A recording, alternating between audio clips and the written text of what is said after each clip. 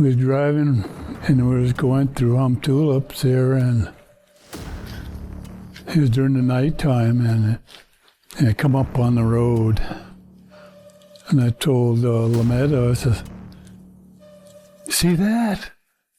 Took about 3 steps across the road, and there's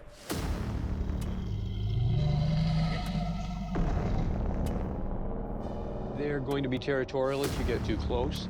And if we were to get into characteristics, this is a chart that was done by an anthropologist in Seattle, and we're looking at the behavior. Exploring the deepest forests can feel like stepping into the unknown. These aren't legends told around a fire, they're encounters that force one unsettling question. What happens when something ancient decides to reveal itself? When the shadows themselves seem alive? True stories that will make you question every rustle, every crack of a branch, and every moment you think you're alone in the woods.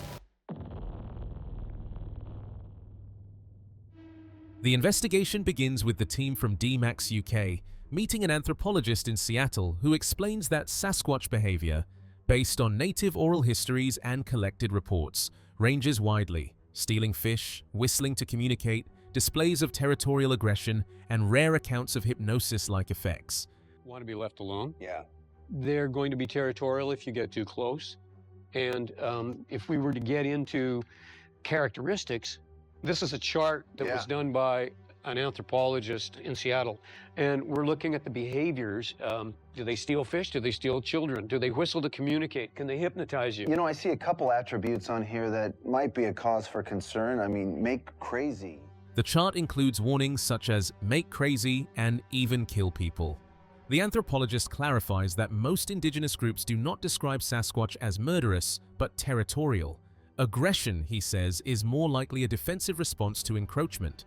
When asked about the term make crazy, he suggests the possibility of infrasound, a low-frequency vibration known to disorient humans, causing nausea, confusion, and even missing time. The team relates this to a past incident where a crew member suffered sudden, unexplained sickness in the woods, something doctors could not explain. It might mean that that same sort of thing we're talking about, certain militaries are using infrasound to disorient. Yeah. And if you looked at all the medical effects, the physiological effects, when you look at the effects of infrasound, when it's below 10 hertz, you can really disorient. You can even cause missing time. So there are all sorts of things that could be going on there. Yeah. So, I mean, we're just trying to collect as much evidence for ourselves as possible, just to confirm, not only for ourselves, but the community, that these beings do in fact exist. What kind of advice can you offer for me and my team? I would say when you're out there looking for Sasquatches, take the lead of Dr. Goodall and say, it's worth studying Bigfoot and Sasquatches as a respected member of our family. The team moves deeper into Washington's dense forest. Investigator Russell Acord adopts a still hunting method. Minimal movement, letting the environment settle until any nearby creature reveals itself. The lack of forest noise triggers instinctive tension. The area feels unnaturally silent. As dusk approaches, they begin to sense something moving nearby. A sudden, unmistakable noise breaks the quiet. It's here. Whatever it is, it's here. I can hear the small birds, that's it. That's all I've got. How long should we stay here?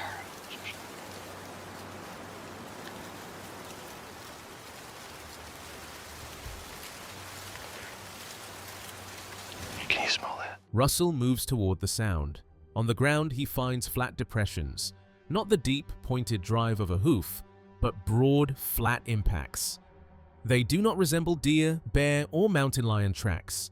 The deeper he goes, the more anomalies appear. Russell notes how the alignment makes no ordinary sense.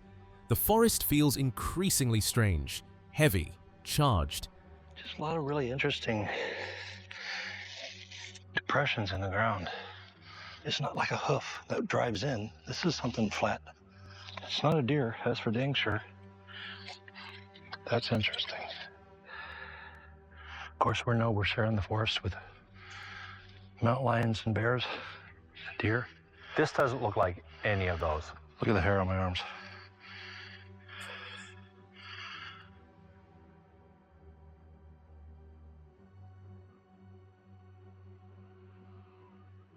Continuing along the trail, he finds more flat depressions spaced in a pattern consistent with bipedal movement.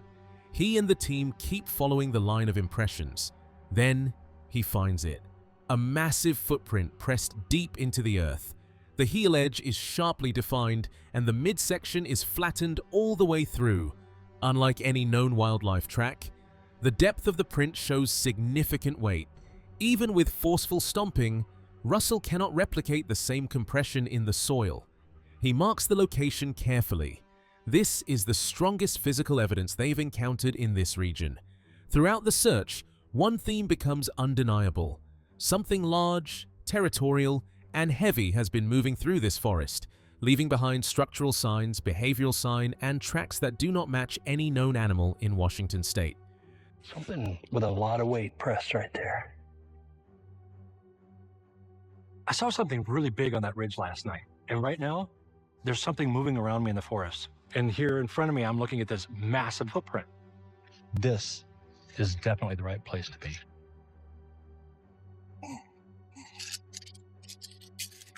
I see the heel difference. That's flat all the way through. And that's sharp edges all the way around that heel. Whatever made that print was heavy. Did you see me having a stomp on this to push it down? The team concludes they are in the right place, and possibly within the territory of a creature that does not want to be disturbed.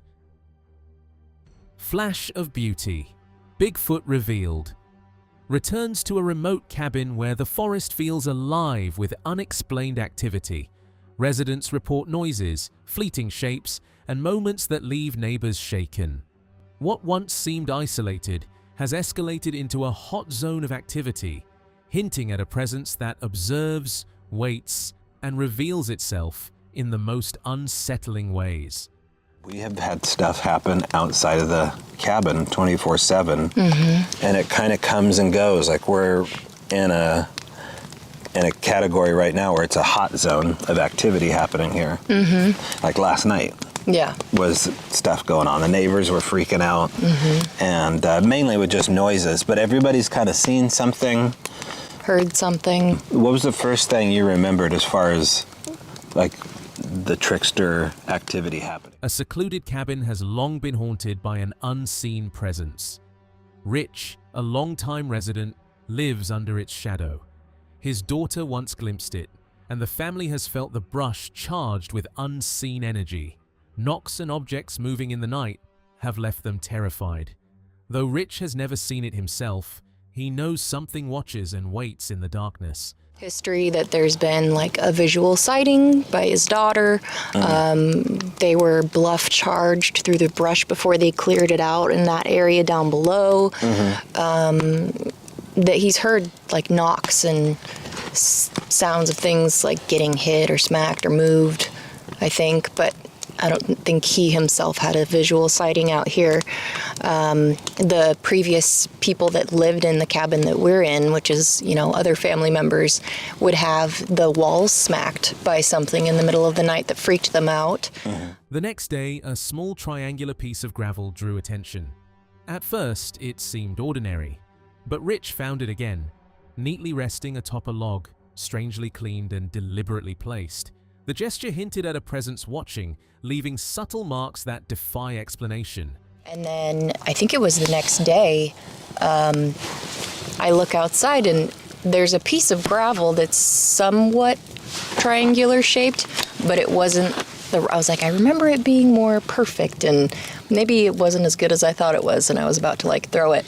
And then Rich found that rock down there sitting on top of a log, and it was cleaned off. It began with small signs. Objects slightly moved, subtle disturbances. But soon, the sounds grew impossible to ignore. Close by, deliberate single knocks echoed against the wood, sharp and distinct, like a heavy bat swinging. Each strike carried unmistakable weight, as if something unseen was announcing its presence with careful precision. And we should say that there is a rock quarry not too far from us, and periodically you got good old boys going down there unloading clips. But that wasn't this. These were like really close wood knocks, and they were singles. They wasn't like, you know, a pistol or a shot. It was like a single would knock, like a Louisville Slugger would knock. Among the strangest signs was a dark imprint on the rear cabin wall. Resembling a human hand pressed and burned into the wood, it lingered, a silent witness to the inexplicable presence around the cabin. Suddenly, movement caught their eyes along the road. A shadow shifted in the underbrush, low and cautious, barely revealing itself.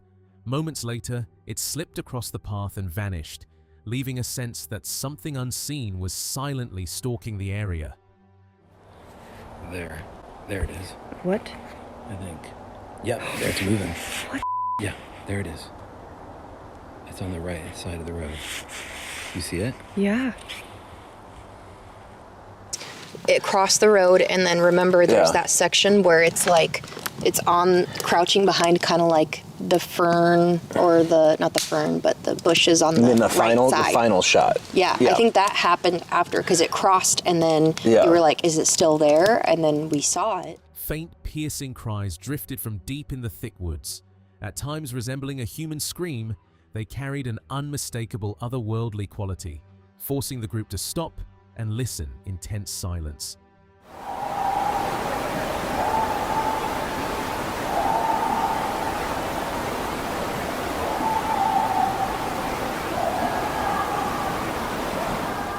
As they edged into the forest, the sound abruptly vanished. 20 minutes of piercing wails had closed in on them, only to disappear as they approached. Peering through the underbrush, all that remained was silence, and a creeping sense that something had intentionally slipped away, just out of reach. Finally, the sounds drifted away, as if the forest itself revealed, then withdrew.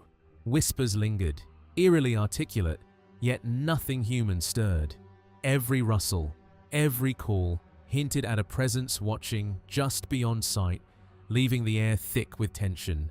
Different animal sounds, and then it gave itself up by just going off into...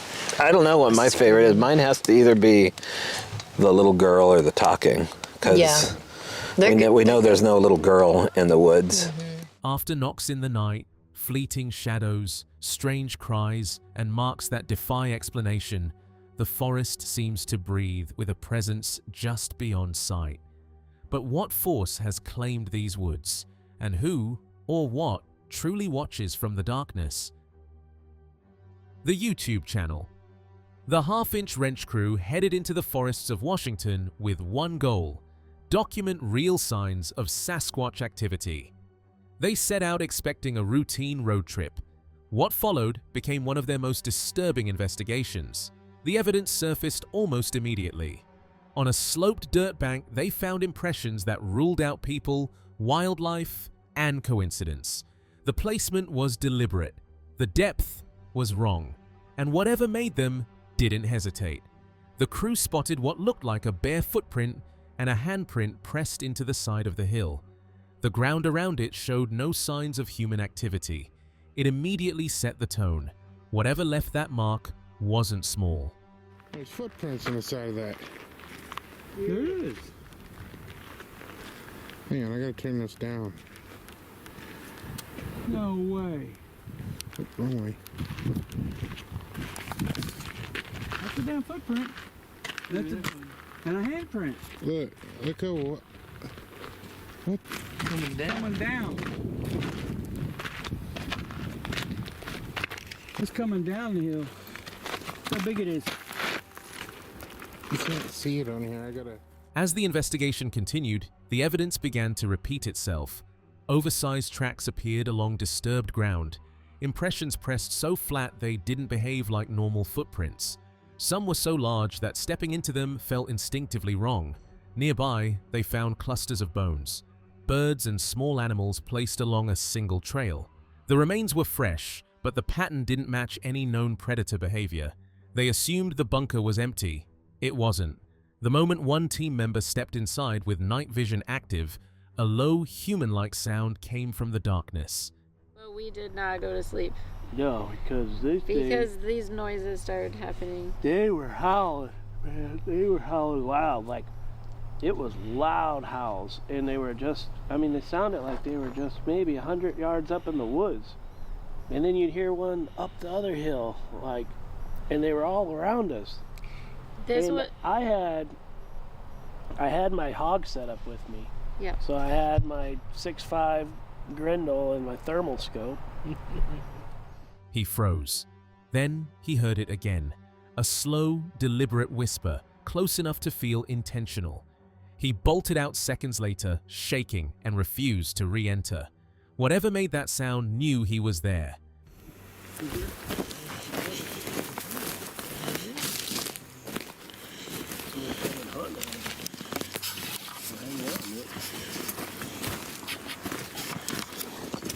Go in there.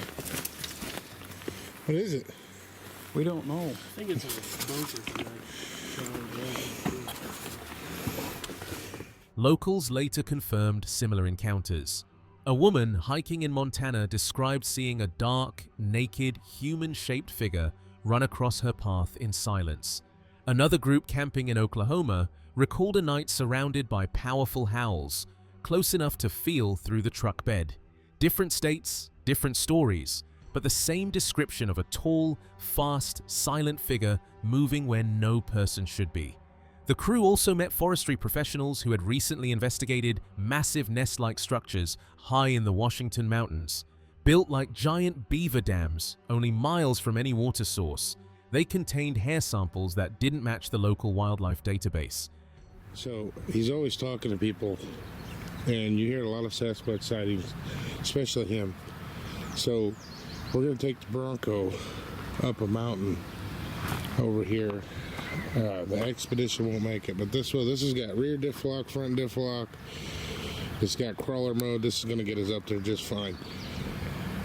So we're going up there because someone reported to him at the restaurant that there was some whooping and wood knocks. It has just like happened like here in the last week or so. So we're going to go up there and do some scouting around. By the end of the trip, the crew hadn't filmed Sasquatch directly, but they did capture footprints, bone clusters, unexplained sounds, and a growing realization shared by everyone who's walked these mountains. Something is out here, and it lets you find only what it wants you to see. On Small Town Monsters, Mark Muni, author of the best-selling Eerie, Florida series, returns to Appalachia, West Virginia, Kentucky, and the Smoky Mountains. After exploring Florida's strangest tales, he now delves deep into the mountains, uncovering chilling stories that have long lurked in the shadows. I'm Mark Muncy. I'm the author of the Eerie, Florida book series, Eerie, Florida, Freaky Florida, and Creepy Florida. And then I ran out of adjectives, so they finally let me leave the state, and I got to go back to my homeland, which is West Virginia and Kentucky, and then the Smoky Mountains. So I got to do Eerie, Appalachia, which became a bestseller, and now we are doing deep dives into the Smoky Mountains. During his Appalachian explorations, Muni heard from locals with uncanny tales. One account stood out. A family deep in a secluded hollow along a trail spoke of a towering, enigmatic figure they call the Big Guy. They left small offerings for him, treating him as a mysterious guardian, an unsettling presence watching over the cove from the shadows. I'm allowed to tell it, so it's okay. I'm just not supposed to mention the family and exactly where it's at, but it is along the Balsam Trail, which is a wonderful natural trail up here. It links up with the Appalachian Trail a couple times, named after naturalist William Bartram. There's a family, lives out there in one of the coves, which is like a holler everywhere else. They call them coves here in North Carolina. And this cove, family lives out there a couple generations. They have a wise man of the woods, a big guy out there is what the family called him, the Big Guy, and they leave him offerings. Questions began to surface about the hidden legends of the Fontana region. Locals recalled no clear encounters with strange, towering creatures, yet whispers said to roam the woods. The mystery lingered. Could stories of an unknown, shadowy presence, perhaps even Bigfoot, have existed unnoticed among the communities of that time? The Bigfoot side of this. Wait a minute, what? When you and I talked in August, I asked you specifically about Fontana and if you were aware of any Bigfoot stories or wild man stories or anything from any of the communities that were around here. The answer then was like you didn't know of anything specifically. Does anyone know of anything relating to Bigfoot in this area from that time period? You know, wild man legends, any of that? One particularly unsettling account came from a Madison County man. As dusk fell over his grandparents' property, he wandered near an old chicken coop and froze. Looming over it was a massive human-like figure, its body hidden beneath thick hair. What stayed with him most, even years later, were its hands. Long, unnatural fingers reaching toward the coop. Bruce grew up out there in Madison County, and he says, you know, on his grandparents' property, one night, like right as the sun is starting to go down, there was this chicken coop up on the property, and he would just, you know, run around the property just checking stuff out when he was a kid, and apparently he goes up there towards the chicken coop, and he says that he sees this thing that is very tall, covered in hair, and the one thing that he talked about that was like really specific is he said he remembered the hands on it, the fingers were really, really long, and he said that he saw it looming up over the chicken coop trying to get in there. The figure did not resemble an ordinary man. Upright yet covered in thick hair, its hands were disturbingly unusual, long, curved fingers like a sloth's claws. Investigators later searched surrounding areas and found similar reports: eerie nighttime sounds, unexplained knocks, and sightings of towering ape-like figures. Though no incident occurred at that exact location again, the proximity suggested a single presence moving through the region. And when we did an episode of our podcast about that, we started looking into the surrounding areas to see if anybody else had really talked about that. Now, his particular sighting was, you know, mid to late 1960s, but there were tons of people talking about stuff that they had seen and experienced, and the wood knocking and the very, you know, similar subsequent Sasquatch-esque and adjacent, you know, activity or sounds, calls being heard in the night. So maybe not directly here, but you know, if they can cover the territory that we think they can, it's a stone's throw. The figure moved unlike any known animal, upright, slightly hunched, arms swinging unnaturally. When it seemed to notice a watcher in the trees, it paused, then shifted to all fours, sprinting across the forest floor in a motion echoing a gorilla. Eerily similar to other mysterious East Coast sightings, the encounter occurred barely an hour from the original site. Yet its movement was strikingly unusual. Unlike the upright giants of the Pacific Northwest, its gait suggested something far stranger roaming these woods.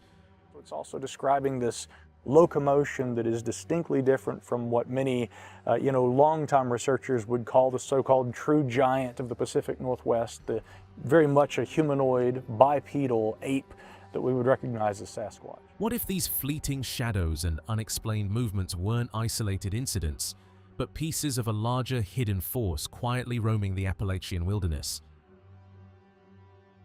In this story, the YouTube channel Spirited Investigations teams up with the Supernatural Roundtable in the remote Arkansas Ouachita Mountains. Spirited Investigations usually balances ghosts, UFOs, cryptids, and urban legends with a mix of education and light-hearted storytelling, but this trip leans heavily into something far more primal. They drove 2.5 hours from southern Arkansas, spent the night in a hotel, and met Craig from Supernatural Roundtable behind a local Walmart. From there, the group followed his truck into the mountains, the roads shrinking into narrow, rutted tracks that felt more like tunnels carved through the forest. When they arrived at the makeshift base camp, the woods pressed close enough to feel like they were being watched from the moment they stepped out of the car. Yeah, you see that? Yeah, see where the... It could be. And the moss goes all the way up. And then like toe prints here. It almost looks like toe prints, yeah. But see, I'm not, and that looks kind of old, and I'm not sinking down. Yeah, I was just going to say, how much weight are you putting on that? Because this is compressed and stayed down quite a bit. See, I'm putting all my weight now. And yours comes right back up. And yours is coming back up. Yeah. And that's still happening. Possibility, guys. Yeah, let's look over here, though, too. This is all crunched and... So, yeah, all right. It didn't take long for the strange evidence to begin.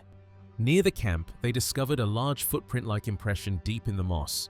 When Richard tested the area, even his full weight couldn't recreate the same depth. The moss bounced back instantly, while the mysterious print stayed completely flattened. Following the line of impressions revealed an unnaturally long stride, too large for a human and too spaced out for a bear. Further along the trail, they found stacked rocks placed neatly atop a boulder, as if arranged intentionally. At a nearby pond, the tracks were mostly normal animal prints, but the woods began speaking back. Craig heard something up the hill and raised his directional microphone while Richard climbed to check, prompting talk of locals who once saw a tall figure peeking from behind trees. I don't know what I heard.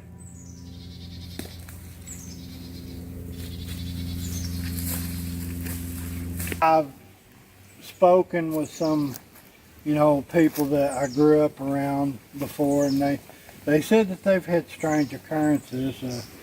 There was one person, they bought some land right beside the farm. They said one day, I think it was around 4th of July, they was popping firecrackers. The tension rose sharply when a series of distinct wood knocks echoed through the forest. When Julie struck stones together, the knocks suddenly stopped, as if whatever made the sound was responding. In another area, they discovered walnuts cracked open with unusual precision. The shells weren't chewed, they looked peeled and smashed into powder, with no bite marks at all, suggesting something strong and possibly tool-using had opened them. These walnuts, and they don't appear to be chewed, but they appear to be just peeled apart and setting up on a rock. They're sitting on that rock right down there. And if you look right here, there's some that's beaten down almost into powder form. Close by were stick formations woven into a tree fork, wedged so tightly they couldn't have fallen naturally, and a flattened patch of underbrush that resembled a bedding area for something large. Then came the moment everyone felt, something big crashing through the brush at high speed, fast enough to startle, heavy enough to silence everyone. Bear, or something else, the group couldn't say. Did you get to see it? No, I didn't see anything. I just heard crashing and something running really fast. Which is what bears do. Yeah. Right. Which is also what Bigfoot does. But as I said before, I'm not going to say everything out there is a Bigfoot. Yeah. That's what people on TV does, and it's stupid. But there was something out there that took off like a bat out of hell. It caught me off guard. Before leaving, Craig shared a memory, a moonlit night years earlier when a towering silhouette, easily 10 to 12 feet tall, began stepping toward him and a friend. They ran without stopping, too terrified to tell anyone for years.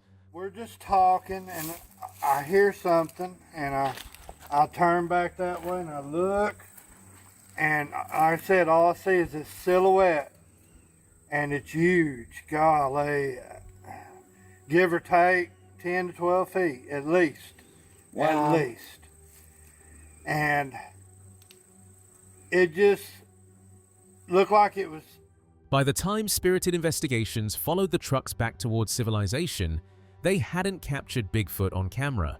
But in the Ouachita Mountains, the footprints, the stride, the structures, the walnuts, the wood knocks, and the heavy movement suggested something was there, keeping its distance, but never far. Animal Planet revisits the heart of Georgia as the team begins another high-stakes expedition. Their previous journey led them deep into the northern mountain ranges near the Appalachian Trail. This time, they return with a new purpose, ready to uncover what still lurks within Georgia's vast and untamed wilderness. The team and I have returned to the great state of Georgia. The last time we were here, we were far up in the north by the Appalachian Trail up in the mountains. Denied access to Fort Stewart, the team arranged to meet Luke Williamson near the site of his chilling encounter. What made it especially unsettling was that the figure wasn't seen with the naked eye, but captured on a thermal imager, revealing a heat signature moving where no human should have been. Uncertain of what truly lurked, the team prepared to retrace Luke's steps. When we decided to come down here, we contacted Fort Stewart to see if we could go around and look for Bigfoot evidence there. Well, they turned down our request, but we still wanted to talk to Luke Williamson about his incident. So we decided to meet him in an area nearby that looked very much like where he was when he saw this figure. So you had a very interesting encounter, particularly interesting for us because you saw this through a thermal imager, is that right? Yes. Yep. Stationed at Fort Stewart, Luke served as a gunner on a Bradley fighting vehicle during late-night training exercises. Under heavy cloud cover and near total darkness, their convoy rolled toward a remote T-shaped intersection where the routine mission was about to take a terrifying turn. It was 1998. I was stationed at Fort Stewart. I was a gunner on a Bradley fighting vehicle, and our unit was out in the field conducting maneuvers. We're just doing some training. It was way past midnight, I believe, and it was really dark, overcast kind of condition. From his position in the turret, he completed his sweep of the intersection and gave the order to move forward. The convoy had barely advanced when a towering silhouette emerged from the shadows, striding across the road in seconds. The figure moved with powerful, human-like motion before disappearing into the tree line. The sudden encounter left him shaken, convinced he had just come face-to-face with something far from ordinary. And my job as a gunner would be to clear the intersection, and the road looked cleared. I told the commander we're good to go. Didn't get very far when I saw an object walk across the road from the right to the left. In about 3 steps, it made it across the road, and it was in a stride, and it startled me at first, and the only thought that came to my mind was it was a Bigfoot. It was on 2 feet, and it cleared the road rather quickly. Witness estimated the figure to stand around 8 feet tall, gauging its height against the trees and vegetation typical of Fort Stewart. The creature had crossed the road at a distance of roughly 50 yards, close enough to convey its massive scale. While no precise measurements were taken, its towering presence was unmistakable, far surpassing that of any ordinary human. Estimate how tall? Approximately about 8 feet. But how is it that you're estimating the height of the figure? Sort of just using a estimation based off of the vegetation that's all around Fort Stewart. When I saw Bigfoot walk across, I would say it was probably about 50 yards away. Oh, that close? Yeah. Yeah. That's real close. I had it figured for much further. Yeah. Luke said he based the height of the figure on the height of the trees in the area. How do we know that that figure was 8 feet tall if he didn't get out and measure the trees or take into account a slope of the road? The team located a road outside the base, matching the original site. Using it as reference, they marked the distance for reconstruction. One member crossed while Luke observed. Immediately, he noted the difference. The figure he had seen that night was far larger than anything before him now. Keep going, keep going. That's good right there. Right there's fine. Yeah, this is 50, 60 yards. Do you want to walk across the road for us while he watches? Okay, here I go.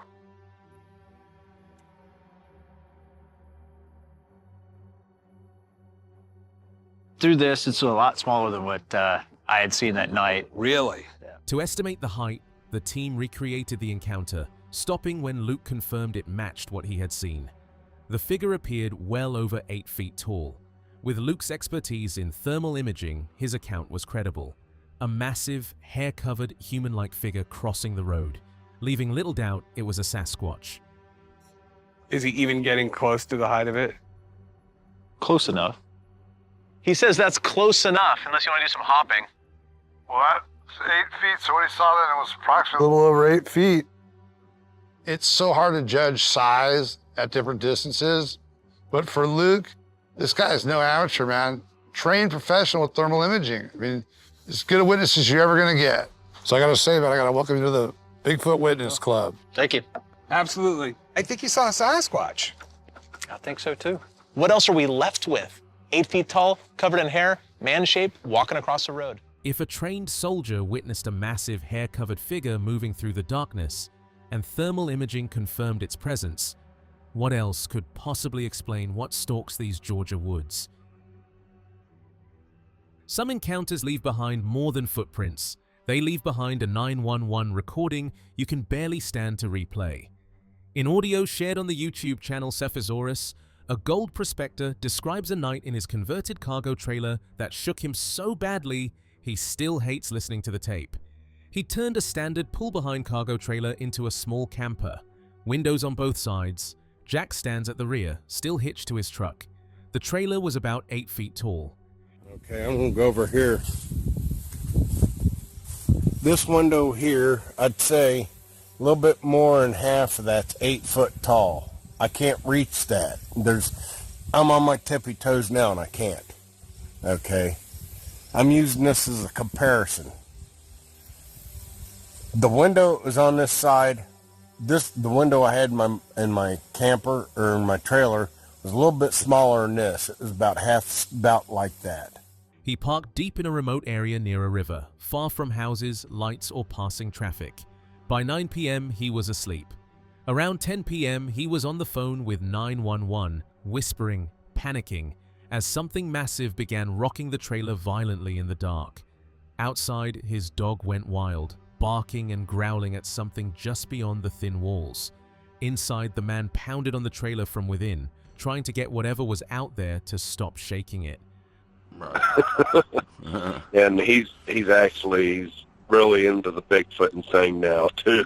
So when the deputy sheriffs got here, they seen that print like that there, and he was like, "Holy!"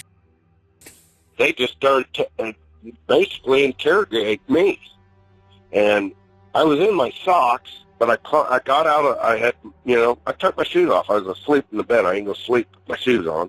To the dispatcher, he kept repeating that something was outside his trailer, walking around, growling, slamming into the walls. Then came the detail that terrified him most: the eyes. His side windows were small and set high in the trailer wall, the bottom edge already well above his head. As he watched, he saw a single eye glide past the window pane. Then, another pass in the opposite direction. The spread between the eyes was wider than he could reach, even stretching his fingers apart on a full-size camper window later, in daylight. So, when this thing was going back and forth, it was growling through that window. Not on this camper, but on my trailer, okay? But there was a handprint. The handprint was up here about right over here. I'm not talking from the window because my window is actually right in here. But on the camper trailer that I had, the cargo trailer, one handprint was clear up to the top of the 8 foot tall, right at the edge with the fingers over, and the other one was clear the hell over here.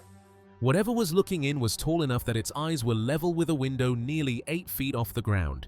When he checked the trailer later, he found handprints. One palm was at the very top edge of the trailer wall, fingers curling over.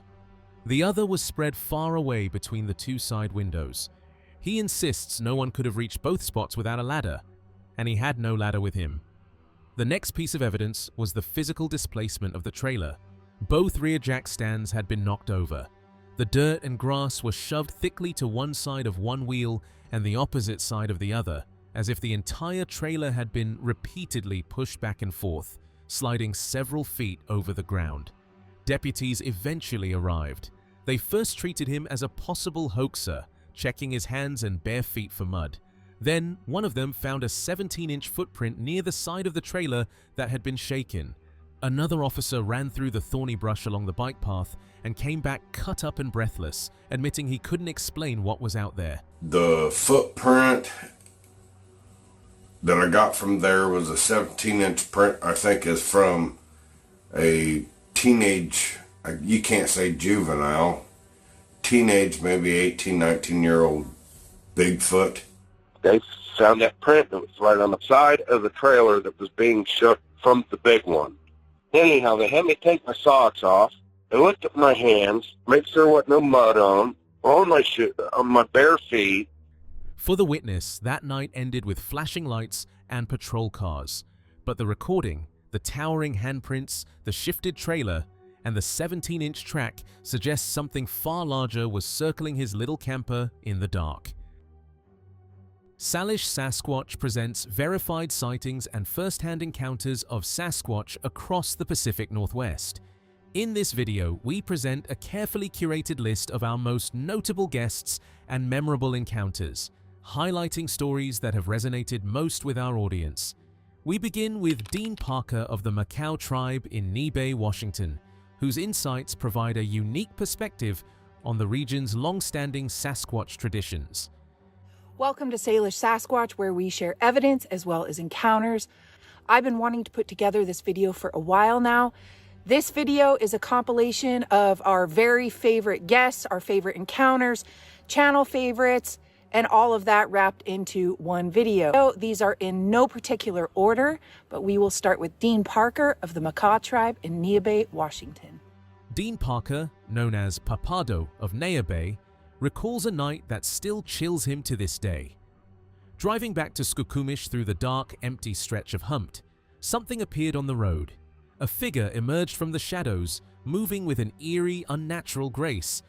It took 3 deliberate steps across the road and then vanished, swallowed by the darkness, leaving only a haunting silence behind. All right, my name is Dean Parker. I'm from Neah Bay, and a lot of people call me Papado. And I'm going to tell you about my encounter with the Sasquatches. My first one was driving back to Skokomish, and we was going through tulips there, and it was during the nighttime, and I come up on the road, and I told Lametta, I said, "See that?" "Yes." "You know what that is?" "Yes, it's a Sasquatch," and it took about 3 steps across the road, and it was... What began as an ordinary moment quickly turned unsettling. From somewhere in the distance, a sharp whistling sound broke the silence. It didn't fade. It repeated, growing closer each time, deliberate, almost directed. With the wind pressing against his face, the realization set in that whatever was out there was no longer far away. The air felt wrong, and instinct warned that the situation was about to take a dangerous turn. Then I heard this whistling noise out there in the distance. This is not going to be good. And I kept on hearing whistle, getting a little bit closer, whistling at me, and I knew they were really getting... I was walking. That moment became one of his most unforgettable experiences, an encounter with not 1, but 2 Sasquatches, leaving a lasting impression that would stay with him long after the night ended. Oh, that was my experience with Long before he knew the legends of Sasquatch, Johnny grew up in Missouri, a childhood untouched by television and the tales it might have told. When his family moved to Washington State, the dense forests and rugged wilderness became the backdrop for a childhood adventure unlike any other. On one of his first backpacking trips, a dozen kids and a single adult, the stage was unknowingly set for encounters that would change everything he thought he knew about the world around him. I grew up in Missouri, and I didn't have TV. We didn't have TV when I was a kid, so I didn't know anything about Sasquatch or Bigfoot. And my family moved to Washington State, and one of the first trips I did as a kid was I went on a backpacking trip with, I think there were 12 of us kids and 1 adult, and while trekking through the rugged trails of Mount Three Fingers in the Boulder River wilderness, an eerie sound shattered the quiet. Something slammed against a tree with a force that no human could match, rattling the forest with rapid, thunderous blows. Even those who had grown up among these woods felt a shiver run down their spines. The group froze, hearts pounding, as the hair on their arms and the back of their necks prickled with an instinctive, chilling fear. we were hiking on Mount Three Fingers in the Boulder River wilderness, and something in the woods pounded on a tree right next to us, and it was inhumanly loud sound. No person could have done it, and I think it knocked the number of people in our group on the tree. It was boom, boom, boom, boom, boom, boom, real fast, real loud. And I grew up, playing in the woods, and I never heard anything like that. And, everybody there, we just froze. Further up the road, two campers emerged, their headlights cutting through the darkness as they made their way down the hill. But something, or someone, was following them. a tall, unnervingly slender figure appeared on the road, moving with an almost unnatural grace. When he pointed it out to his friend, they brushed it off, assuming it was just the campers. But his eyes stayed locked on the figure as it came fully into view, impossible to ignore, and the forest seemed to hold its breath. So they were coming, the two people that had camped further up the road, they came walking down the hill, they had their headlights on, and they were about over here on my left when I saw a tall figure following them on the road. It was very slender, but very tall. And I remember saying, "Hey, I see something up there." And my buddy who was over there, he said, "Oh yeah, that's the, so-and-so, that's those people that are friends." And I was like, "No, they're over here." And everyone just kind of ignored me. But I watched this figure walk into view. Sonia approached the encounter with logic, carefully testing every explanation. A bear didn't make sense, as none of the usual warning signs were present, and it didn't feel like a deer, another animal, or even a person in the woods. One final possibility crossed her mind, one she resisted at first: Sasquatch. That unsettling realization, paired with the location and behavior she witnessed, drew her into a mystery she could no longer ignore. Through and find a provisional hypothesis for what it is you're experiencing. And so I'm like, okay, well, if it was a bear, I would expect these things to occur. Bears are big enough to break branches. Bears would slap the ground with their forepaws, but I would have expected to hear huffing or jaw popping. Yeah. Black bears almost never try to intimidate people, and if they do, they make really obvious bluff charges. You probably would see a bear. I didn't think it was a deer, but I said, okay, well, if it was a deer, here's what I'd expect. Was it a wild cat? Was it a creepy person? And then my final one that I didn't want to even put down was it a squat? Sarah Brown is a witness whose account stands out for its clarity and detail. During her encounter, she observed a Sasquatch from a distance that allowed her to study its form, coloration, and movement with unusual precision. Her careful observations and the drawing she later created offer a rare and compelling perspective that adds depth to her experience and credibility to her account. Until Friday, May 10th, which was actually the day of the Aurora Borealis, I saw a Sasquatch that was standing across a field that was about 200 yards away from us. And what I saw was very two-toned in color. It was similar to like an orangutan red. An orangutan red all over here. The sighting lasted only seconds. As she spoke, her attention drifted for just a moment, long enough for something across the field to catch her eye. She looked up, locked onto the figure, and then, just as suddenly, it was gone. Like so many Sasquatch encounters, it vanished without a trace, leaving behind nothing but the lingering question of what had truly been there. The team from YouTube channel Bigfoot Society entered Oregon's forested mountain roads, expecting a slow start to festival week, but activity appeared almost immediately. The area Ronnie and Dwayne call her spot stretched all the way to the creek, a place where they believe a dominant female Bigfoot regularly moves. Within minutes, they showed scuffed hillsides, strange impressions, and rocks placed deliberately on stumps. I know it's been there for quite a while since,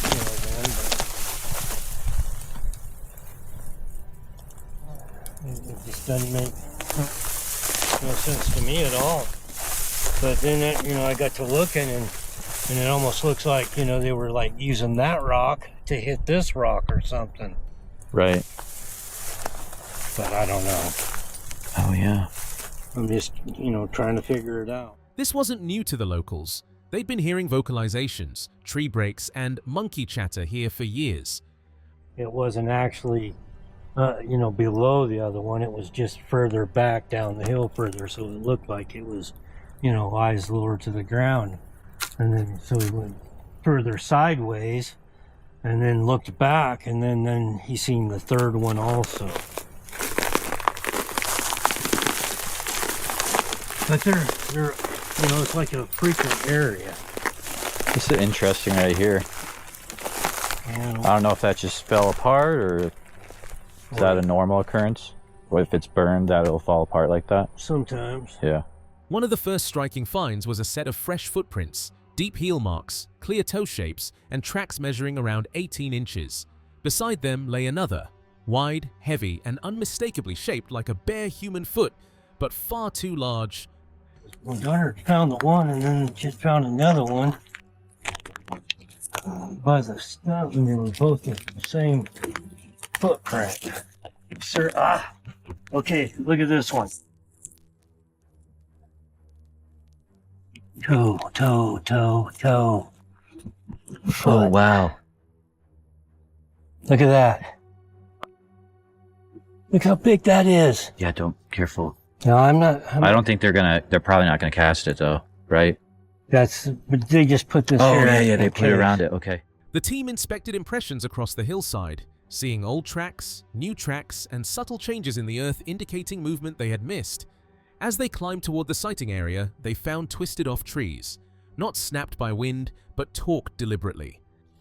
I'm gonna back up a little bit. So you have the left tree that's going to the left, and then you have this right tree that's going to the right, but then look right here, down on the ground. What are the chances that it's like one that way and then two coming this way laid across? Yeah, I don't know. And on either side are snapped off, and like, what do you think that's like? There's another break. 8 feet up, maybe 12 feet up? I'm 5'9". Okay.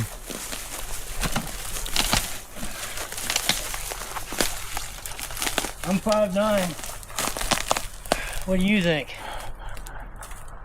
That's easily 12. Several were broken 8 to 12 feet up, arranged like signals, one pointing left, another pointing right, and 2 logs laid across each other in an X. Dwayne explained that these formations show up everywhere the creatures cross into camp. It was here that the group recounted a terrifying moment from earlier in the week. 2 loud roars, each closer than the last, that pushed them out of the area. "We felt it in our chests," one said. That second roar was a warning. Later, they reached a baiting site where Chad had left apples, an orange, and a banana. The apples remained untouched. The orange had fallen to the ground. But the banana was peeled cleanly, eaten, and its peel placed aside. No claw rips, no scattered debris, just a peeled fruit, something no bear could do. All right, so The apples are gone. yeah, so I'm No, gonna. there's one. Okay, so it's on the ground. So, don't what? The banana. Oh, okay. So this is where. So Chad set these out, right? Yeah. Okay, Chad so and Ronnie put these on. Chad and Ronnie set these out. Next day we have the orange still there. That orange is on the ground, but the Got banana's an been orange ate. there. We've got a banana that has been peeled or eaten. And they left the oranges and the apple alone. Not only that, they broke the stick off. Don't. Even more unsettling, the branch the apple had hung from was snapped off deliberately, yet the apple itself remained untouched. To Dwayne and Ronnie, the meaning was clear. They wanted the banana. Around the same spot, they discovered another wide footprint in the soil, likely belonging to the same large individual. Yeah, but they don't leave peelings. Well, why is it peeled? Oh, that's right. Yeah. I've never seen one peeled. Oh, yes. Oh my goodness. I've never seen one peeled. They left the apple. All they did was break the branch on the tree where it was stuck on and left the apple and peeled the banana. You think that's a sign? I don't know. So whoever said they don't like bananas are probably wrong. Yeah. As evening came, Ronnie began to play guitar. Music had stirred activity before, and again, from across the ridge came a faint roar, then another, this one sharper, almost a scream. The group froze. The sound was distant, yet powerful enough to vibrate the air between the trees. Yeah. Be natural, We'll be cool. yourself, We'll be cool. be genuine, be silly or whatever. Okay, And let them deal with I have it. an idea. You play the song, and when we're done, we'll figure out what we're doing. Good idea. Okay, yeah, because go with the flow. Just with it. Do your own thing. Don't stop. Don't stop because they're doing something. Then why'd you stop playing the song? Because they were doing Because something. you guys are talking. No. She's got to have a reason He told people I'm to live or to pass away. There's a time, there's a season. By night's end, they agreed on one thing. These mountains weren't just active, they were inhabited. And whoever was out there had been watching them long before they arrived. 12 years ago, a short swamp clip was posted by Josh Highcliffe with the title, "I think I saw a skunk ape. Please help." The footage shows a large figure crouched in a Mississippi swamp, tearing huge pieces of wood from a tree and appearing to eat the white inner core. It never notices Josh filming from only a short distance away. When it finally rises, its height and shape immediately raise questions. Thinker Thunker revisits the clip and focuses on one critical detail: proportions. When the creature stands, its knees bend clearly, and its torso appears unusually long. To test what it is, or isn't, he applies his image-based species identification system, a method he developed by comparing limb ratios across species. Think I saw a skunk ape. Please help. Have a watch. There is something sitting out there in the swamp, breaking out huge chunks out of a tree. Here we go.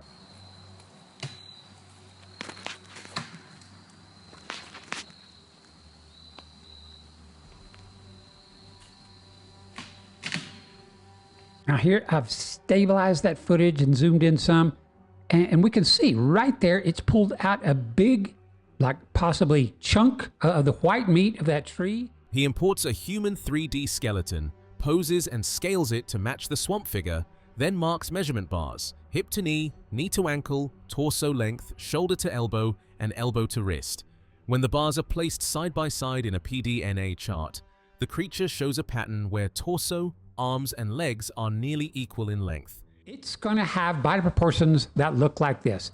A big, long torso, which we see right there, sitting on top of short little front and rear legs. If this thing is a dude in a monkey suit, which it's not. He compares these bars to a bear's proportions. They do not match. He then compares them to human proportions. Again, completely different. The swamp figure is neither bear nor human. Next, he brings in measurements from the Patterson-Gimlin Patty figure, which he analyzed using the same method. When Patty's proportional bars overlay the swamp creatures, the match is striking. The body structure aligns, identical proportional signatures across torso, limbs, and joint spacing. Thing is a dude in a monkey suit, which it's not.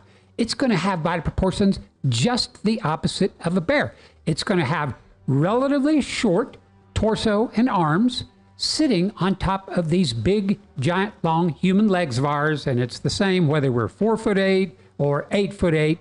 These are your proportions, my proportions, and the same proportions of every normal, typical adult human on the planet, male or female. He addresses the common objection that the footage could show a man in a suit.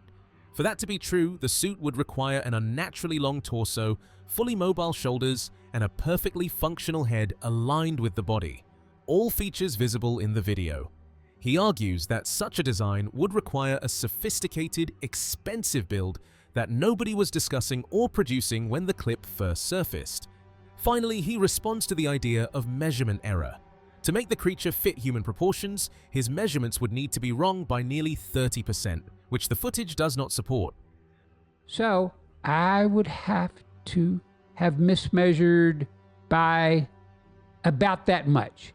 That's how far off I would have had to been on his legs, and any reasonable person could see that I couldn't have possibly been 30% wrong measuring its legs or torso or arms. So wrapping up, me personally, I have made 2 videos discussing this video, and there have been countless others over the past 14 years, and it just seems unimaginable that anybody could have ever just simply measured this thing's body proportions and then compared it to human or bears or any other larger primates so that we could finally know 100%. Thinker Thunker concludes that based on proportional analysis, the swamp figure and Paddy share the same non-human structure. To him, they appear to belong to the same species.